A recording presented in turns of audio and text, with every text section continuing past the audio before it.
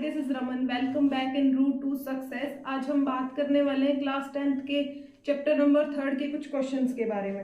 तो जिसमें हमने क्वेश्चन पढ़ लिए थे, हमने 3.3 के कुछ क्वेश्चन कर लिए थे। फर्स्ट हो गया था हमारा, सेकंड एंड थर्ड पार्ट के कुछ क्वेश्चंस बच रहे थे। आज हम बात करेंगे थर्ड पार्ट के कुछ क्वेश्चंस के बारे में, जिसमें हमारा थर्ड पार्ट का फोर्थ क्वेश्चन हो गया था। हम बात करते हैं फिफ्थ क्वेश्चन की। उसमें कहा है if friction becomes 9/11 if 2 is added to both the numerator and the denominator, if 3 is added to both the numerator and denominator it becomes 5/6, find the frictions। सबसे पहले हम बात करते हैं फ्रिक्शंस किस फॉर्म में होता है। तो फ्रिक्शन हमारा कुछ ऐसा होता है, x/y हो सकता है, 1/2 हो सकता है, p/q। ये सारी की सारी कैसी फॉर्म है? फ्रिक्शन की फॉर्म है। अब चलिए, अब हम सबसे पहले बात कर लेते हैं न्यूमरेटर कौन सा होता है और डिनोमिनेटर। तो हमारे पास जैसे x/y है, तो हमारी जो ऊपर वाली टर्म होगी ये हमारी न्यूमरेटर होगी और ये हमारी क्या होगी? डिनोमिनेटर होगी। कि ये फर्स्ट टर्म हमारी क्या होगी? न्यूमरेटर होगी, और जो अपॉन वाली टर्म होती है वो होती है डिनोमिनेटर। तो चलिए अब हम बात करते हैं इस क्वेश्चन पे।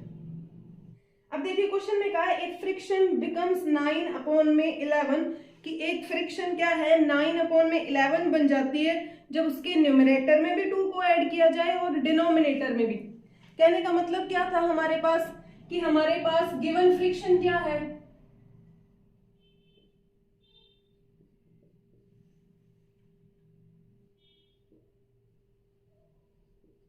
गिवन फ्रिक्शन हमारे पास क्या है? x/y की फॉर्म में है। लेट कर लेते हैं कि हमारा न्यूमरेटर कौन सा है? x है, और डिनोमिनेटर कौन सा है? हमारा डिनोमिनेटर क्या है? y है। अब हमें क्वेश्चन में फर्स्ट लाइन में ऐसा बोला गया कि अगर हम डिनोमिनेटर और न्यूमरेटर दोनों में 2 को ऐड कर दें, यानी कि सबसे पहले हमें क्या करना है अकॉर्डिंग टू क्वेश्चन?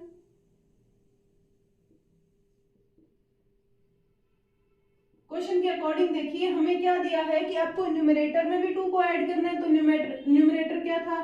x+2 में उसने कहा किसके साथ साथ डिनोमिनेटर में भी 2 को ऐड करेंगे तो आपकी फ्रिक्शन किस फॉर्म में बन जाएगी? आपकी फ्रिक्शन बन जाएगी 9/11।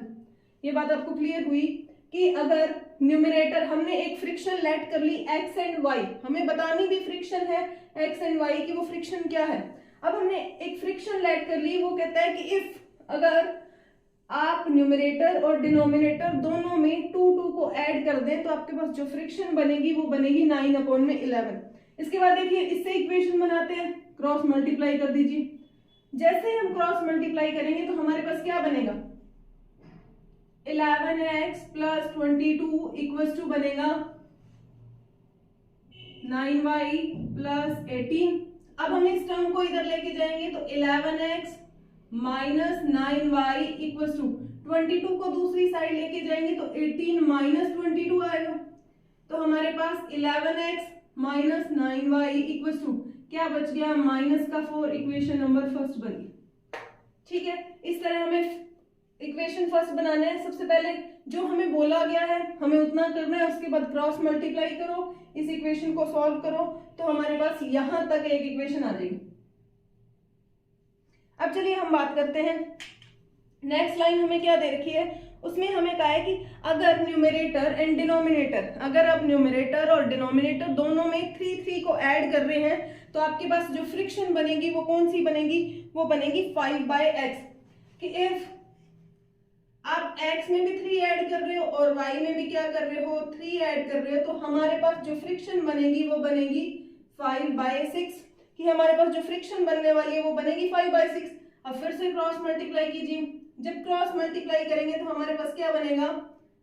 6x + 18 equals to 5y + 15। Same करेंगे हम, इसे इधर लेके आओ तो 6x - 5y, इसको दूसरी साइड लेके जाएंगे तो 15 - 18, तो 6x - 5y इक्वल्स टू क्या आ गया हमारे पास? -3। ये इक्वेशन नंबर हमारी बन गई 2। अब हमें क्या होता था, हम सब्स्टिट्यूशन मेथड यूज करते हैं तो हमारे पास 2 इक्वेशन बन गई। हमारा जिससे हमारा मन करे उस इक्वेशन से हम एक वेरिएबल की वैल्यू फाइंड करते हैं और उसे एक में पुट कर देते हैं। तो हम यूज करते हैं फ्रॉम इक्वेशन सेकेंड, हम सेकेंड इक्वेशन को यूज करेंगे। तो देखिए 6x minus 5y equals to -3। अब या तो आप y की वैल्यू फाइंड कर लीजिए या यहां से आप x की। तो हम x की वैल्यू फाइंड करते हैं। तो हम 6x को एज इट इज यहां रखेंगे, माइनस के 5y को दूसरी साइड ले जाएंगे तो किस में आ जाएगा, प्लस में आ जाएगा। ठीक है, तो ये हमारे पास x की वैल्यू क्या आ गई, -3 प्लस 5y बाय 6। ये हमारी किसकी वैल्यू हो गई, x की वैल्यू। अब हमें क्या करना है, ये हमने इक्वेशन नंबर 2 से फाइंड करी है। इक्वेशन 2 से फाइंड करी है तो हम इसे पुट किस में करेंगे, इक्वेशन फर्स्ट में। तो इक्वेशन फर्स्ट में इस x को उठा के यहां पुट कर दीजिए। तो from put the value of x in equation first, कि आप x की वैल्यू को इक्वेशन फर्स्ट में पुट कीजिए तो आपके पास रिजल्ट क्या आएगा, 11 x की वैल्यू -3 प्लस 5y बाय 6। उसके बाद में माइनस का 9y आ रहा है इक्वल टू माइनस का 4। इसको सॉल्व कीजिए। चलिए सबसे पहले क्या आएगा, 11 3 जा -33 प्लस 55y अपॉन में 6 minus 9y equal to minus का 4 आएगा। ठीक है, अब एलसीएम लीजिए। एलसीएम लेंगे तो माइनस का 33 plus 55y minus 54y equal to क्या आएगा, अब क्रॉस इसके पूरे के अपॉन में आ जाएगा 6। जब क्रॉस मल्टीप्लाई करेंगे तो क्या आएगा यहाँ पे। ठीक है, इसको सॉल्व कीजिए एलसीएम लेने के बाद में। अब देखिए इन दोनों टर्म को जब सॉल्व करेंगे तो हमारे पास क्या बचेगा, प्लस का y बचेगा। -33 को दूसरी साइड ले जाओगे तो आपके पास 24 प्लस का 33 आएगा। तो यहां से y की वैल्यू हमारे पास क्या आ गई, देखिए y की वैल्यू क्या आ गई, प्लस का 9, यानी कि y हमारे पास आ गया है। अगर y आ गया तो y को पुट किस में करोगे, आप x में पुट करोगे। x में पुट करते हो तो क्या रिजल्ट आएगा, x equals to -3 plus 5, y की वैल्यू क्या है 9 अपॉन में 6, तो x इक्वल्स टू -3 45 बाय 6। तो ये हमारे पास क्या आएगा 42 बाय 6। तो x की वैल्यू क्या आ गई 7। तो हमारी जो फ्रिक्शन बनेगी, ये फ्रिक्शन हमारी क्या बनेगी 7 बाय 9, कि हमारी फ्रिक्शन जो बन रही है वो बन रही है 7 बाय 9। कि सबसे पहले हमें बोला गया कि न्यूमरेटर में 2 ऐड करो और डिनोमिनेटर में, तो आपके पास फ्रिक्शन बिकम्स 9 बाय 11। उसके बाद में चलते हैं, तो हमने इसे इवेल्युएट किया तो हमारे पास 11x minus 9y equals to -4 आ गई। ये हमारी बन गई इक्वेशन फर्स्ट। उसके बाद में सेकंड हमें कहा था कि डिनोमिनेटर और न्यूमरेटर दोनों में आपको किसको ऐड करना है, 3 को ऐड करना है। तो आपके पास जो फ्रिक्शन बनेगी वो 5 बाय 6 बनेगी। उसके बाद आप इसे सॉल्व कीजिए। सॉल्व करने पे वही हमारा सब्स्टिट्यूशन मेथड। सब्स्टिट्यूशन मेथड में हम क्या करते थे, सब्स्टिट्यूशन मेथड में हम x की या किसी एक वेरिएबल की वैल्यू फाइंड करते थे, उस वैल्यू को हम उठा के दूसरी इक्वेशन में पुट कर देते थे। जैसे ही सॉल्व करते थे तो हमारा लास्ट में क्या आ जाता था, रिजल्ट आ जाता था। अगर आप नोट करना चाहते हैं तो नोट कर लीजिए, नहीं तो एक स्क्रीनशॉट लीजिए। ओके, तो चलिए हम इसके सेकंड क्वेश्चन पे बात करते हैं। जो नेक्स्ट क्वेश्चन है उस पे बात करते हैं। उसके बाद में हमारी 3.3 खत्म हो जाएगी और उसके बाद में हम पढ़ेंगे एलिमिनेशन मेथड। चलिए हम बात करते हैं हमारे नेक्स्ट क्वेश्चन पे। नेक्स्ट है हमारे क्वेश्चन नंबर 3 का 6th पार्ट। 6th पार्ट में हमें क्या दे रखा है, 5 years hence the age of Jacob will be 3 times that of his son. 5 years ago Jacob's age was 7 times that of his son. What are the present age? हम late कर लेते हैं कि लेट। अब सबसे पहले सुनिए क्वेश्चन में उसने क्या बोला है, 5 years hence, कि 5 years के बाद में जो जैकब के फादर की एज होगी वो उसके सन की एज का 3 टाइम्स हो जाएगी। और उसके बाद में 5 years ago, यानी कि 5 years ago 5 साल पहले जो उसके जैकब के सन की जो एज है उसकी 7 टाइम थी जैकब की एज। तो चलिए अब हम इस क्वेश्चन पे बात करते हैं। आपको क्वेश्चन समझ आ गया कि क्वेश्चन में ऐसा बोला है कि 5 इयर्स बाद में जैकब की जो एज है वो क्या होगी, उसके बेटे की एज की क्या होगी, 3 टाइम्स होगी, यानी कि 3 गुनी होगी। 5 साल पहले 5 इयर्स बिफोर 5 ईयर एगो जो जैकब की एज थी वो अपने बेटे की एज की क्या थी, 7 टाइम्स थी। तो लेट कर लेते हैं, लेट एज ऑफ, सबसे पहले हमें एज पता करनी है। जैकब की एज हम x लेट कर लेते हैं और एज ऑफ सन कौन सी एज है, प्रेजेंट एज है। ये कौन सी एज है, प्रेजेंट एज की, प्रेजेंट एट ए टाइम कितनी एज है जैकब की, x ईयर्स है, और उसके सन की एज कितनी है, y ईयर्स है। अब देखिए 5 ईयर्स हेंस यानी कि 5 ईयर बाद में, after 5 years age of Jacob. अब देखिए आज अगर किसी की भी लेट कर लीजिए आपकी एज x ईयर है, तो आज से 5 साल बाद में कितनी हो जाएगी, 5 ईयर्स बढ़ जाएगी। तो जैकब की एज भी तो 5 ईयर बाद में x + 5 हो जाएगी। हमें ये नहीं पता ना प्रेजेंट में एज कितनी है, हम ये बता सकते हैं प्रेजेंट में अगर x है तो 5 साल बाद में कितनी हो जाएगी, x + 5 ईयर्स। अब ऑब्वियस सी बात है कि इसके सन की भी तो एज बढ़ेगी कि 5 ईयर्स लेटर एज ऑफ सन कितनी हो जाएगी, y + 5 ईयर्स। ठीक है, ये बात आपको क्लियर हुई। सेम अगर सेम इसकी बात करें तो 5 ईयर बिफोर यानी कि 5 ईयर अगो, 5 साल पहले, आज अगर आपकी एज x ईयर्स है तो आज से 5 साल के पहले कितनी थी, x - 5 आ जाएगी, -5 ये ना। हाँ, तो बिफोर 5 इयर्स एज क्या थी जैकब की एज, जैकब की एज थी x - 5 इयर्स और सन की एज क्या थी, y - 5 इयर्स। अब चलिए अब हम क्वेश्चन को पढ़ते हैं। ये चीज आपको समझ आई कि 5 साल बाद में तो +5 कर देंगे, 5 साल पहले तो +-5 कर देंगे। अब उसने क्या बोला है कि 5 years hence the age of the 3 times, कि 5 साल पहले बाद में, 5 साल बाद में यानी कि 5 साल बाद में जैकब की एज कितनी होगी, x + 5। 5 साल बाद में जैकब क्या होगा, x + 5, उसका बेटा ऑब्वियस सी बात है उससे छोटा होगा यानी कि उसकी एज ज्यादा होगी।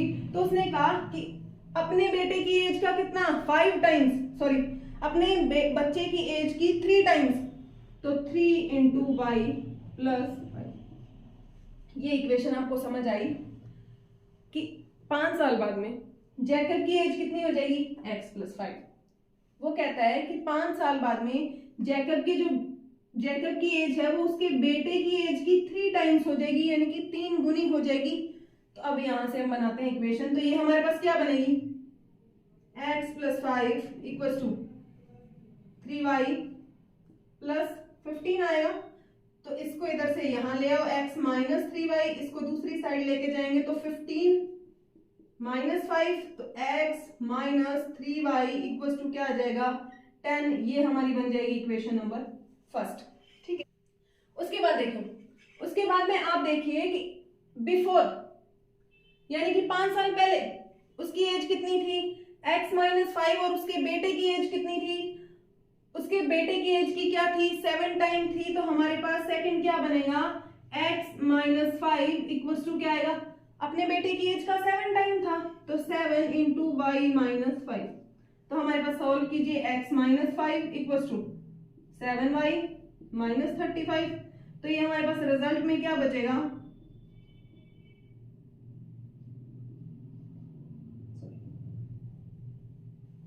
इसको इधर ले आएंगे x - 7y, इसको अपोजिट साइड में लेके जाएंगे -35 + 5, तो x - 7y = -30। ये हमारी इक्वेशन बन जाएगी, कौन सी, सेकेंड इक्वेशन बन जाएगी।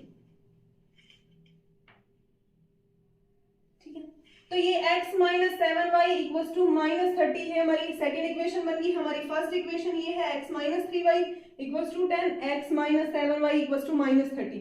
अब देखिए क्वेश्चन हमारा सब्स्टिट्यूशन मेथड वाला बन गया। सब्स्टिट्यूशन मेथड में हम क्या करते थे, हमारे पास कोई दो इक्वेशन होती थी, किसी एक इक्वेशन से हम किसी एक वेरिएबल की वैल्यू फाइंड करते थे। अब देखिए आपको ये इक्वेशन आसान लग रही है या ये, तो मुझे तो यही लग रही है, तो मैं वेरिएबल की वैल्यू किससे फाइंड करूंगी, फर्स्ट इक्वेशन से।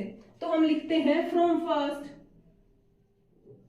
फर्स्ट इक्वेशन से लिखेंगे तो x minus 3y equal to क्या है, 10 है।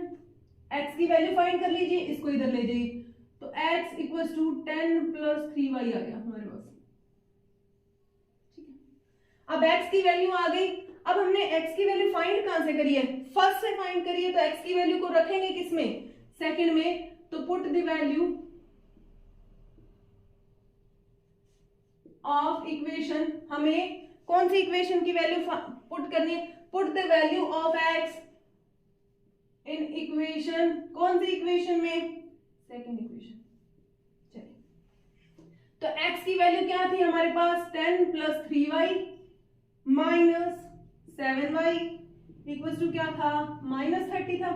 इवेल्युएट कीजिए, ये देखिए प्लस का 3y माइनस का 7y, तो रिजल्ट में क्या बचेगा, हमें पता है सब्सट्रैक्ट हो रहा है तो बचेगा तो 4y, लेकिन हमें ये नहीं पता ना किसका, प्लस का या माइनस का। तो जो बड़ी वैल्यू होती है उसके सामने वाला साइन हम लिख देते हैं, तो ये आएगा 10 माइनस 4y इक्वल टू क्या आएगा, माइनस 30। जब 10 को दूसरी साइड लेके जाएंगे तो माइनस का 4y equal to minus 30 minus 10, तो minus 4y equal to minus 40 आ गया। अब माइनस के साइन से माइनस गया, तो y की वैल्यू क्या आ गई, 40/4 कितनी आ जाएगी, 10। कि at present at A time जो जैकब का बेटा है उसकी एज कितनी है, 10 ईयर्स। ठीक, अब अगर जैकब के बेटे की 10 ईयर्स है तो हमें जैकब की बतानी है, तो x इक्वल टू 10 प्लस 3, उसके सन की एज कितनी है, 10 है, तो आपके पास x इक्वल टू 10 प्लस 30, तो x की वैल्यू क्या आ गई, 40 आ गई। अब आप इस क्वेश्चन को वेरीफाई करना चाहते हैं, वेरीफाई कर लीजिए। चलिए तो हम बात करते हैं, अब हमारे पास किसकी एज आ गई, जैकब की भी एज आ गई और उसके बेटे की भी एज आ गई, यानी कि जैकब की एज कितनी है, 40 ईयर्स है। ठीक है, और जैकब के बेटे की कितनी है, 10 ईयर्स है। ये बात क्लियर हुई। सबसे पहले हमने देखा कि जैकब की एज 5 ईयर्स, बाद में कितनी हो जाएगी, प्लस 5x प्लस 5, उसके बेटे की भी तो सेम बढ़ेगी ना, उसके बेटे की भी तो 5 साल पहले x माइनस 5 और y माइनस 5। फर्स्ट कंडीशन में वो क्या कहता है कि 5 साल के बाद में जैकब की जो एज है वो अपने बेटे की क्या हो जाएगी, 3 टाइम्स हो जाएगी। जैकब की एज अपने बच्चे की एज की क्या हो जाएगी, 3 टाइम्स हो जाएगी, यानी कि 3 से मल्टीप्लाई हो जाएगी। हमने इस इक्वेशन को सॉल्व किया। उसके बाद में चलते हैं, हमने सेकंड पे क्या देखा कि 5 इयर्स बिफोर 5 इयर्स, कि 5 साल के बाद में,